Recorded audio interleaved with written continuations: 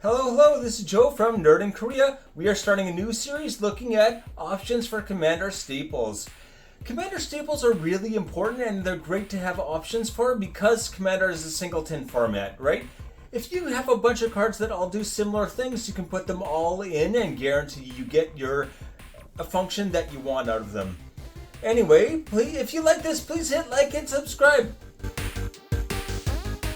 The first thing we're going to do is talk about the staple we're actually reviewing in this, and we're talking about Wayfarer's Bauble this week. So let's take a look at it. It is 1 mana to cast this artifact. You can pay 2, tap and sack it to go find any basic land you want, put it onto the battlefield, tap, and then shuffle. So what are the important points of that? Let's take a look here. This is a ramp card that allows any deck. That's one really important part, is that it's any deck can ramp with this. This usually green is the ramp color. This is for anything really. So yeah, it's the fact that you go in any deck. It's relatively low mana cost. A lot of ramp cards are going to cost you like 2 even in green. This is 2 to activate and 1 extra to cast it, so it ends up being 3 altogether. And the land goes straight into the battlefield tapped. I think almost all of these do not go to the battlefield. The ones I'm recommending go to hand, but the real thing to remember is that if you're missing land drops, you're not really ramping, right? A lot of games I see people playing a lot of ramp cards and thinking, oh, I've got my lands. If you're missing land drops, you're not ramping, you're just paying mana for the land drop, which is not good. Our number 5 is Renegade Map. This artifact is only 1 mana. It comes in tapped, which is the big downside, but you can tap it, sack it, go get any basic land, reveal it, put it into your hand. So this has no mana cost to activate the ability.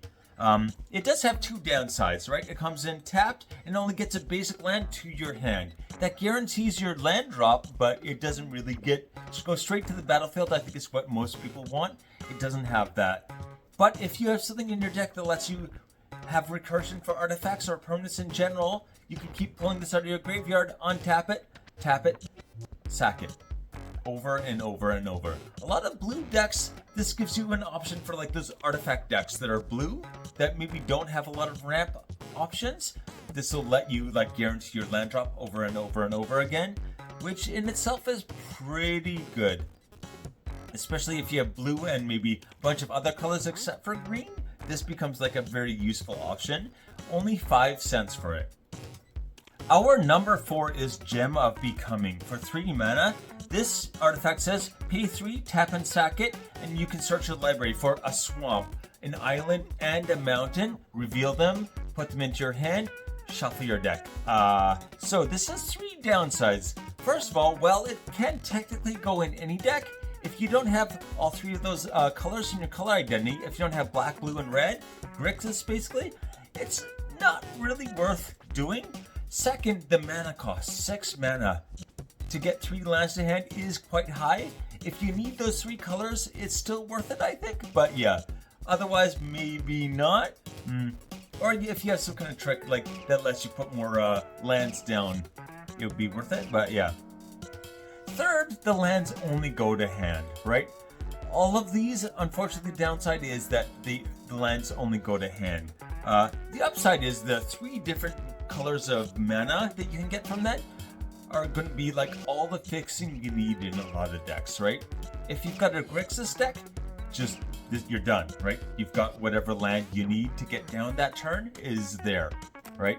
It can be pretty huge advantage for the Grixis deck. Anyway, this is only 15 cents. Cheap. Number 3, we've got Navigation Orb. For 3 mana, this artifact says pay 2, tap and sack it, search your library for up to 2 basic lands, so any 2 basic lands or gate cards, and yeah, put them into your hand. Reveal them, put them into your hand, right? Yeah, okay. There you go. Reveal them, put them into your hand, shuffle your deck. Once again, downsides. The lands only go to hand. The mana cost altogether is 5. So 5 mana versus 6 for 3 lands. And last from Gem of Becoming, this is only 5, or only 2 lands for 5 mana. So, but the big upside is it includes gate cards. Gates can be multicolored, right? A lot of them are dual colored ones. So yeah, you can really take advantage of that for your mana fixing. A lot more will get done with gates. Also, you can have a gate sub-theme in your deck. There's a lot of like powerful gate cards that you might want to include. I've got that in my Teamer deck. So I think it is worth looking into, at least. It's worth considering because you can get a lot out of it. It also lets you get any gate, right? It doesn't have to be like a specific type, or it can have all kinds of like special abilities that are tied to it, so they can be very worthwhile. Anyway, this is only 8 cents, even cheaper than Gem of Becoming. Alright, so our number 2 option, I feel like this is where it really starts to get good, is World Map. For 1 mana, this artifact says, pay 1, tap and sack it, search your library for a basic land card, any basic land card, reveal it, put in your hand, shuffle your deck, or big or, pay 3, tap and sack it. You're paying 4 altogether now, so that's not cheap, but search your library for a land card. Any land card. Cabal coffers. Sure. Reveal it, put it in your hand, shuffle your library. So you can see how that is pretty good. The world map picture, I believe, is the Final Fantasy VI world map. I could be wrong. If I'm wrong, I'm sure someone will let me know. Anyway. Downsides, this gets only 1 land to hand. Well, a land to hand, and it's only 1 land. I should say it's kind of 2 downsides. On the plus side, the fact that you can go get any land. It costs 4 mana, which is not cheap, but any land to your hand can set up your like win con there. It's a huge one. It's just very, very, very good. Yeah. Anyway. 13 cents only right now. I feel like this is the one that's really going to go up out of all of these. So if you want to get them now. On to number 1. This might be the most underrated card in Magic the Gathering, I think. Moonsilver Key. For 2 mana, this artifact says, pay 1, tap and sack it, search a library for an artifact card with a mana ability or a basic land. Reveal it, put it in your hand, and then shuffle. So yeah. Downsides. You only get a basic land to hand, and it's only 1 land. But the upsides are pretty huge. First, it has the same mana cost as Wayfarer's Bauble altogether. Between the 2 casting costs and 1 to activate, it's 3.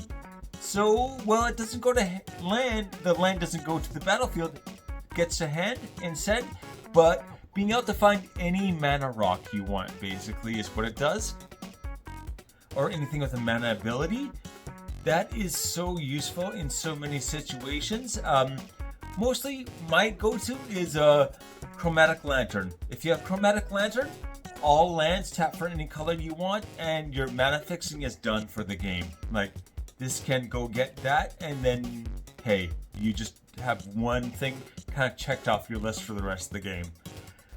Only 60 cents. Still under $1. Insane. Let's go over the list here. We've got Renegade Map for only 5 cents. Gem of Becoming, a whole whopping 15 cents. Navigation Orb, 8 cents. World Map, 13 cents only still. Get it.